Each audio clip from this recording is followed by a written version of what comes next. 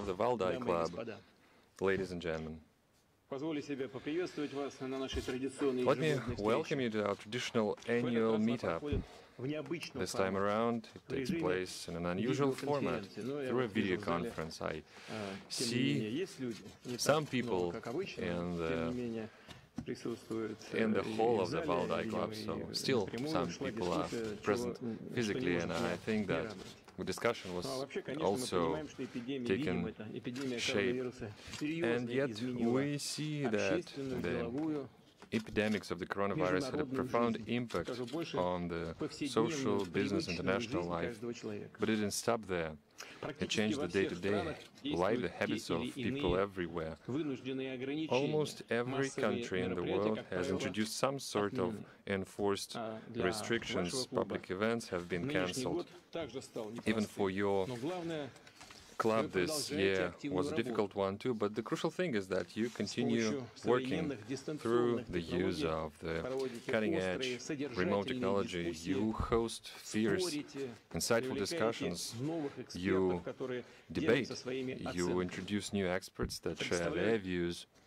They voice out engaging, creative, often controversial and diametrically opposing views on the current developments. This debate is in much demand right now. It's very useful when there's no shortage of difficult issues that need to be answered. We are yet to wrap around our heads around the epidemic, its present and future impact for the humanity. But as we confront this peril, this challenge, the international community is trying to come together, and it managed to accomplish certain things together, but let me be frank with you, it accomplished far less than could have been done and should have been done. In the face of such a colossal common challenge, and these squandered opportunities also invite genuine international discussion. Russia, from the start of the epidemics, focused on the core value, on life and safety of people, and this was a conscious choice. It was a choice stamped by the culture, from the culture and spiritual traditions of our nation, from its complicated and often dramatic history. Just remember the huge demographic losses that we sustained in the 20th century. We had no other way. We had to fight for the life of every man, for the future of every Russian family. And so we did just that. We tried to do everything to save health and lives of our citizens, to help parents and children alike, to help the elderly, those who lost their jobs, to keep the unemployment, to minimize the economic damage. We had to support millions of entrepreneurs who are in charge of small businesses or family businesses. You, just like everyone else, I think, keeping tabs on the daily data on the epidemics in the world. Coronavirus is not yielding, and it's still a serious challenge. So I think this creates a background anxiety for many people. They start to think that it's a kind of a new era right now, that we're not just on the threshold of major changes, that this is the start of a new era of tectonic shifts across the domains of our life. We see the head-breaking pace of many processes that have been discussed in the Valdai Club sessions in the past. For instance, 6 years ago, in 2014, the discussion was dubbed the world order, new rules or game without rules. So we've discussed this topic. So what now? Now, regrettably, the game without rules is really horrifying, but it's an accomplished fact right now. The pandemic has reminded us how fragile human life is. Could you imagine that in this technologically advanced 21st century, even in the most well-to-do, prosperous countries, population could have been rendered vulnerable and exposed to this ostensibly not that fatal infection? not that fatal threat. And yet life itself has shown us that it's not just about the accomplishments of the medical sciences with its fantastic accomplishments. Turned out that something else is even more relevant and important. It's the way the public healthcare is organized and whether it's accessible and available or not. The values of mutual help, duty, self-sacrifice, this is what unites people. Accountability, composure and integrity of the authorities, its readiness to appreciate the public demand and at the same time clearly and justifiably explain the rationale and the consequence of the adopted measures, in order to stop people from succumbing to fear, to not become estranged, and inspire confidence that, whatever the difficulty, we'll stick it out together. The fight against coronavirus has shown that only a capable state can efficiently address the crisis. It runs counter to claims of those who the role of states in the global world globally is shrinking, of those who say that it will be giving way to some other shapes of social organization. It's true, everything changes, and it might happen at some point in future, but today we think that this is not the case. We have always believed that strong state is a basic enabler of the development of Russia. And we have seen this thesis to bear true once again. We've been painstakingly restoring and buttressing the state institutes after their decay and often total destruction in the 90s. Now, let me ask you, what is a strong state? What makes it strong? Granted, it's not about the total control or the law enforcement acting tough. It's not about ousting the private initiative or infringing upon civic initiatives. It's not even about the might of its military or defense potential, although I think you understand how important this component is, given its geography and the whole array of geopolitical challenges, given our historic responsibility as a permanent member of the United Nations Security Council, responsibility to keep the global stability. And yet I'm convinced that the strength of the state is in the trust of its citizens, the trust that citizens put into it. Power comes from people. And it does not simply mean coming to a ballot box or casting a vote. It's all about the readiness to delegate a broad mandate to the elected officials. The ability to perceive the state, its bodies of state, its civil servants as their representatives, as those who are entrusted with decision-making, and also as those who can be held accountable for doing the duty properly. At the same time, the institutional framework can vary. It can take whichever shape. I mean, it doesn't matter how the political system is called. Each country has its own political culture and political traditions, their own views on how they should develop. Attempts to blindly copycat somebody else is pointless and harmless. It's crucial that the states and the society will live in harmony. And trust and confidence is the most reliable, the better foundation for productive work of the state. Only by working together we can strike an optimal balance of the freedom of actions and the security guarantees. And once again, during the darkest moments of the pandemic, I sensed pride, and I'm still proud of the Russian people. I'm proud of our citizens, of my fellow compatriots, of their readiness to work everything possible for one another. And primarily, I'm proud of our doctors, nurses, of our ambulance workers, for everyone who keep our healthcare going. I believe that the civil society will be a key enabler of Russia's development going forward, which is why we seek to make sure that the citizens, our citizens, have the final say, to make sure that meaningful contributions and popular demands from across the society will materialize. Naturally, it prompts a question. How does this happen? How does this popular demand take shape? Whose voice is the state supposed to hear? How do we understand if it's truly a popular vote, or is it just some backroom whispers, or even something irrelevant for our nation, some rowdy clamor bordering on hysteria? What we often see is how a bona fide popular demand is being substituted by an interest of some narrow social strata, or even foreign external powers. You know what? True democracy and civil society cannot be imported. I've mentioned this time and again. They cannot be a product of some do-gooders from abroad, even if they purportedly wish you well.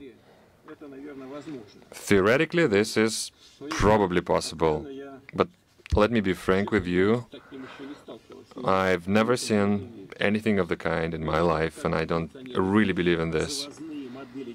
We all know, we've been through that. We know how this cargo cult democracies function. This is but a hollow shell, a sham, devoid of any semblance of sovereignty. Nations actually have no say there. So, the quote-unquote heads of state are vassals whose fate is decided by the masters.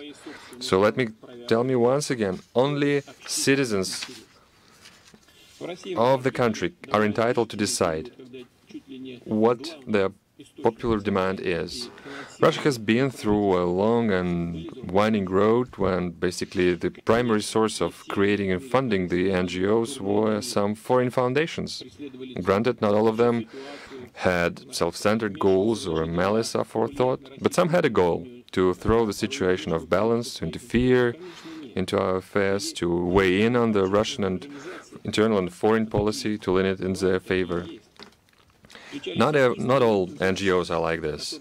There are independent civil society groups, and probably there are genuine organizations wishing to help, and we are really grateful to them. But even in these instances, they were alien and extraneous bodies that reflected the views and interests of their foreign patrons, not the Russian citizens. Which is to say, they were tools in somebody else's hands, with all that it implies. Strong, free, independent civil society is by definition a nation-centered and a sovereign one. It has its origins in the grassroots level. It can have various shapes, but this is a product of the culture and traditions of a specific country. It's not a byproduct of some abstract transnational mind that is nothing but a screen for some foreign interests. A duty of a state is to support civil initiatives, to open up new opportunities for them, and this is exactly what we do, and I think that this issue must top the official agenda for decades to come, regardless of who holds which office. This is a key enabler of the sovereign and sustained development of Russia, its mainstay. It's the basis of genuine continuity as we move forward. It's the mainstay of our capacity and ability to rise to global challenges. Dear colleagues, you are well aware that controversies and pressing issues abound in international life. There was a moment when the stable, after a fashion, and the predictable model of the Cold War era existed. The situation changed since then. Don't take it as a sign of wistfulness for me. I'm not missing that era at all. But the world changed many times over since then. And the forces that we used to call political elites had no time, or maybe they were unwilling or unable to analyze, so what's exactly going on? Some countries hastened to slice up the pie, to reap the benefits that they gained after the cold standoff, quote-unquote, is ended. Others rushed to adapt to the new world order, and still others, our country included, and we had a very dark experience indeed. We struggled to survive to keep the country from breaking up, to keep agency in the international political affairs. At the same time, time persists in asking the question, what future has in stock for humanity? How the global order should look like, or what it's supposed to look like? Are we going to go forward meaningfully, or are we going to feel our way in the dark with nobody to rely upon but yourselves? The most recent report of the Valdai Club, your club, says, and I quote, "The changed international environment shows that institutes are no longer the guarantee of a global stability and governance. Rather, they impede the shaping of a system of relations that would be fit for the new era." End of quote. So the authors believe that we are about to see the world where certain states or groups of states will be acting more independently, while the traditional international organizations will slip into irrelevance. Well, let me say this. It's quite clear what is the rationale of this stance. In fact, the post-war global order was created by three winning powers: the Soviet Union, the United States, the United Kingdom. The United Kingdom's role has transformed ever since the USSR no longer exists, and Russia was marked by some as a non-starter. Let me be frank with you. We are assessing our capacities, intellectual, territorial, economic and military capacities, soberly. We are very clear-eyed about them, and our potential is something that we strengthen and make it more robust day in and day out. There are still forces who believe that Russia will just fade away and be no longer relevant. Well, their only concern is not to get called at our burial ceremony.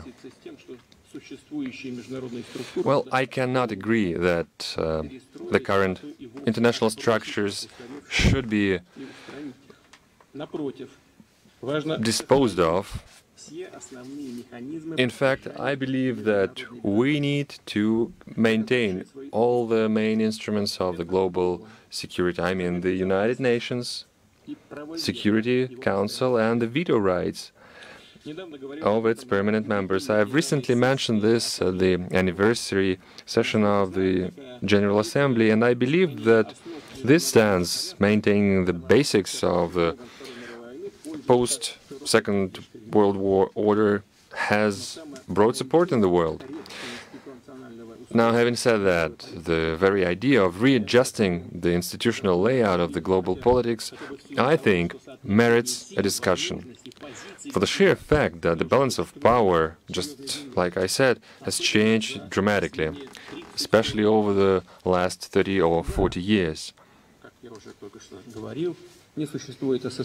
Yes, USSR no longer exists, but there is Russia in its place.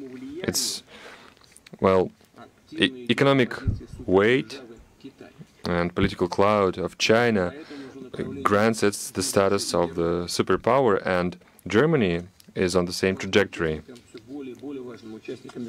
It becomes a greater actor in the international cooperation. At the same time,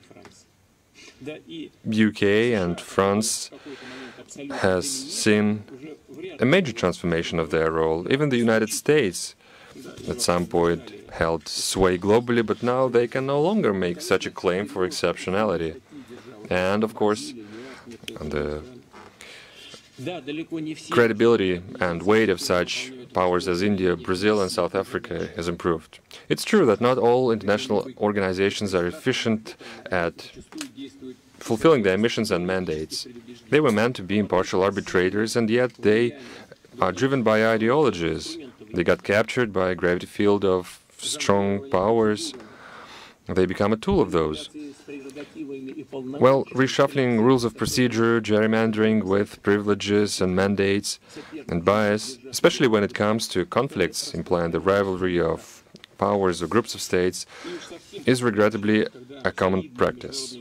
And it is deploring when credible international organizations, motivated by someone's egotistic interests, are getting dragged into politically driven campaign against certain leaders and countries. This practice discredits these institutes and leads to their decay.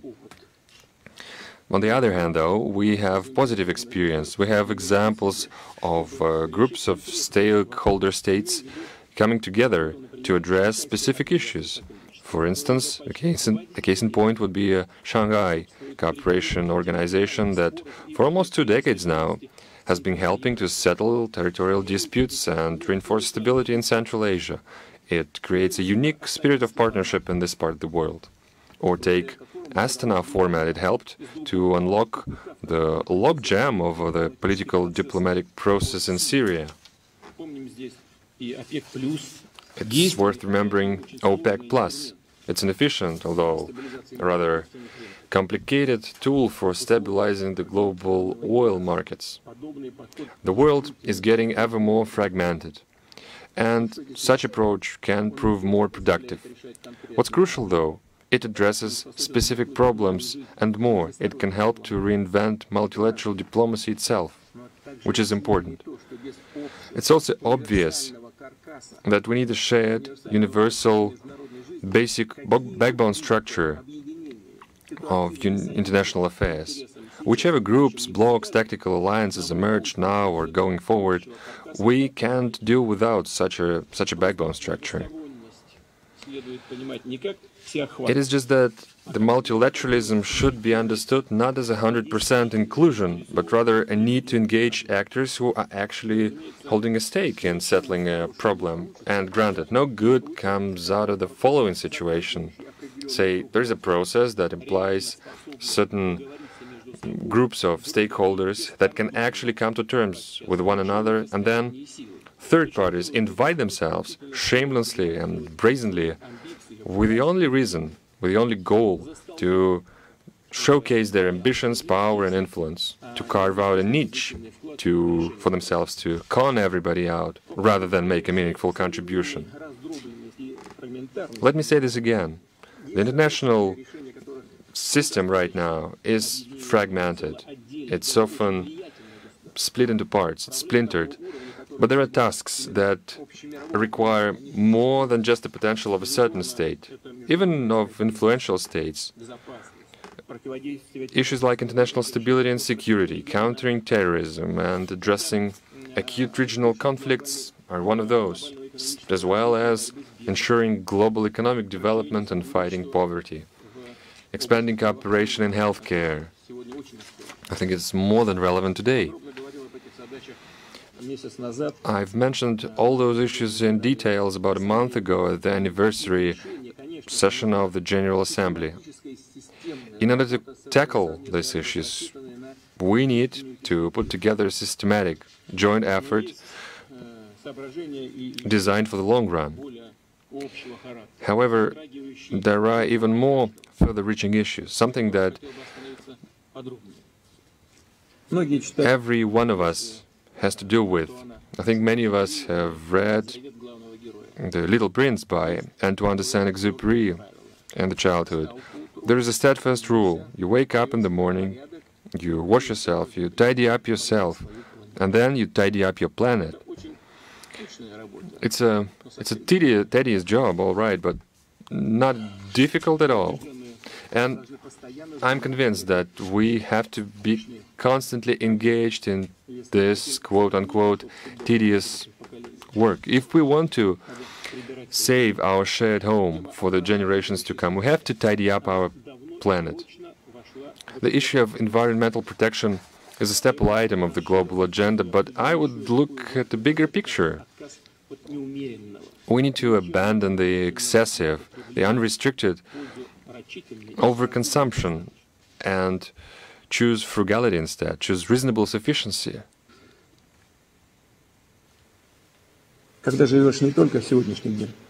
We should live not in the present. We should think about tomorrow. You often say that the nature is extremely vulnerable for human activity, especially as the natural resources are mined and exploited on the large scale globally. And yet, a man is still exposed to natural disasters. Many of them are caused by anthropogenic interference. Besides, many scientists think that outbreaks of dangerous diseases is a response to such an intrusion, and this is why it's crucial to build the harmonious relationship of man and nature. We see this on the example of climate change. This problem requires real action. It's no longer an abstract highbrow item for the scientific debates. It's something that has direct relevance for every citizen of Earth. Global warming makes the ice cap melt and makes the permafrost melt down. The experts believe that in the decades to come, the pace and intensity of such a process will only grow more intense, and this is a serious challenge for the rest of the world, and of course for Russia too, where permafrost takes up 65% of the territory. Such changes can deliver an irreparable damage to biodiversity. It can have an extremely negative impact on economy and infrastructure. It can endanger people. This is a very relevant issue for us. It's true for pipeline systems on the permafrost, for citizen settlements that are located on the Russian territory that stand on the permafrost. It is believed that by the year 2100, about 25% of the permafrost will thaw, will melt down, and this is a serious danger. The situation can spiral out of control. It's kind of a chain reaction. The meltdown of the permafrost causes the methane emission into the atmosphere, and its greenhouse effect, just pay attention now, its greenhouse effect is 28% more harmful than the carbon dioxide. Consequently, the temperature on the planet will keep going up. Permafrost will keep melting ever faster. Ever more methane is emitted into the atmosphere. A vicious circle. After all, do we really want to live in a Venus climate with its lifeless and scorched surface? Average Earth surface temperature is 14 degrees Celsius. In Venus, it's 462. Let me go to something completely different now. Make no mistake, planet Earth has more than just geographic continents right now. It has an almost infinite, almost boundless digital space, and year in and year out, people are exploring it ever faster. The enforced restrictions caused by the coronavirus epidemics have boosted the development of remote digital technology. So today, communications, internet-based communications, have become part of global commons, and we should seek to make this infrastructure, the cyberspace in its entirety, to operate seamlessly and securely. So the remote working arrangements are no longer a necessary precaution against the pandemics. In fact, we're talking about the new forms of employment, new forms of social interaction or human communication. As the technology progresses, these changes are inevitable. The circumstances of today have merely accelerated the process. Everybody now appreciates the convenience of this technology, but there is a flip side to this medal. The growth of all the risks in the digital space. Yes, cyberspace is fundamentally novel medium. The one that, in fact, never had a universally recognized rules of conduct. The technology have by far outstripped the legal framework. And at the same time, it's a very peculiar domain, the one where matter of trust looms large. I think we should use our historical experience. We should look into the retrospect. What do I mean by this? Well, during the Cold War there is a specific term, the confidence-building measures. It related to interactions between the USSR and the United States, between the Warsaw Treaty countries and the NATO, which means to the military-political sphere. Today, and I stress this, the rivalry is hybrid, as it were.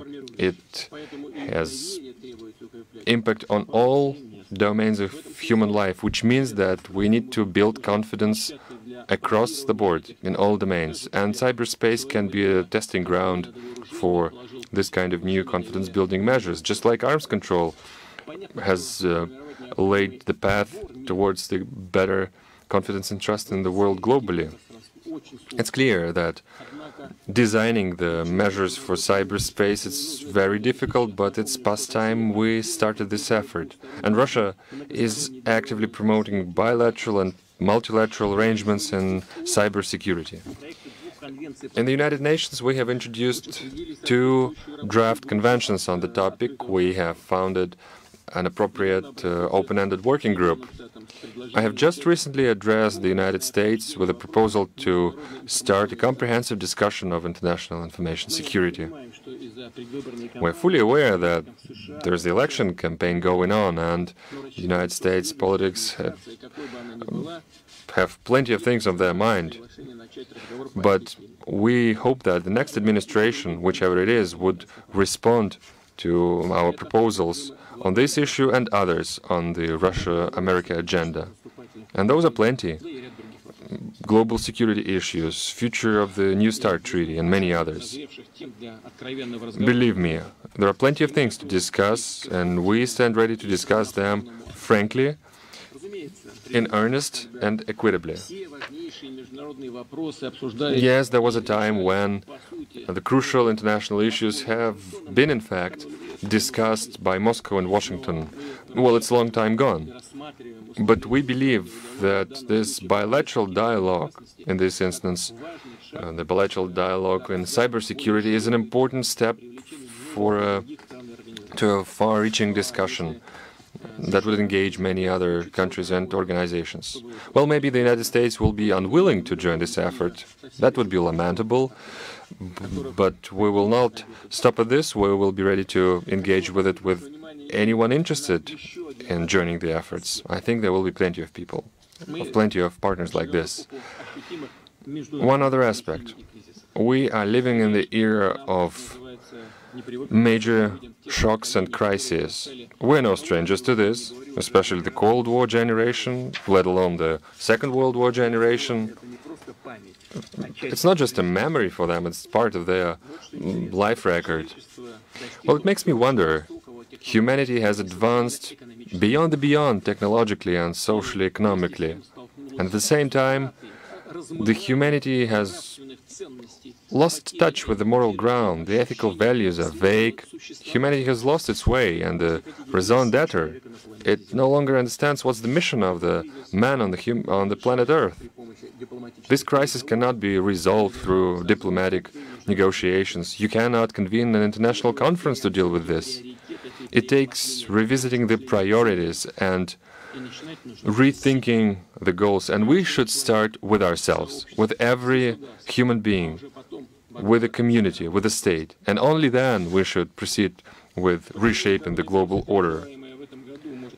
Coronavirus pandemics this year can become a reference point for this transformation, and this reassessment, this rethinking is still going to happen. Sooner or later, we all understand that it's necessary.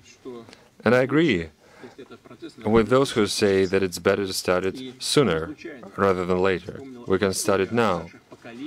And it's no coincidence that I remembered the historical analogy, the elder generations that went through the thick and thin of the past century. The things that we've discussed today is something that the youth will be dealing with. All the topics that you've been debating about, it is the youth, the people, the younger generations who will have to find solutions to this. Russian citizens who are now maturing and gaining life experience will have to address these challenges in the 21st century. They have their own views towards the past, the present, the future,